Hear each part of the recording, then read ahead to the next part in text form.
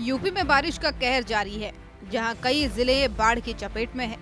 वाराणसी से गंगा नदी का जलस्तर लगातार बढ़ रहा है और 80 घाट से लेकर नमो घाट तक सभी 86 घाटों का आपसी संपर्क टूट चुका है।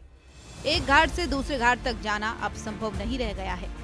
दशाश्वमेध घाट पर होने वाली विश्व प्रसिद्ध गंगा आरती अब गंगा सेवा निधि की छत पर की जा रही है और इसी तरह गंगोत्री सेवा समिति द्वारा आयोजित आरती भी अब छत पर होने लगी है। बाढ़ की वजह से वरुणा नदी के किनारे बसे डूब क्षेत्र के लोग तेजी से पलायन कर रहे हैं। सदर तहसील के 28 मोहल्ले और 19 गांव पूरी तरीके से बाढ़ की चपेट में हैं। यहां रहने वाले 1084 परिवारों के 4619 लोग अपने घर छोड़ने को मजबूर हो गए हैं।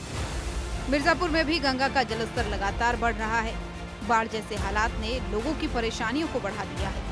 वहीं निचले इलाकों में पानी घुस जाने से जनजीवन अस्त व्यस्त हो गया है। जनपद में इस समय जो जल स्तर है चेतावनी बिंदु से थोड़ा ऊपर हो गया है और इस समय 1 सेंटीमीटर प्रति घंटे की रफ्तार से बढ़ रहा है, जो बढ़ने की गति काफ़ी धीमे हो गई है।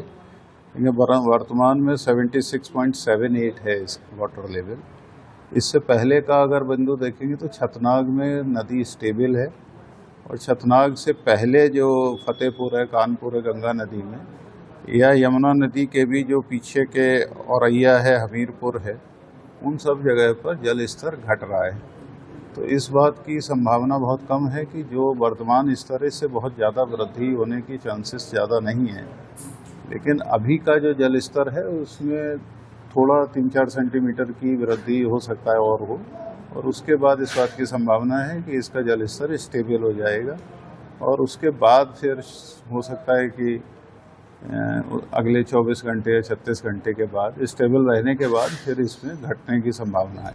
वहीं वाराणसी और मिर्जापुर में बाढ़ का संकट लगातार गहराता जा रहा है। गंगा का बढ़ता जल स्तर लोगों की धार्मिक गतिविधियों को प्रभावित करने के साथ साथ हजारों परिवारों के लिए मुसीबत बन गया है।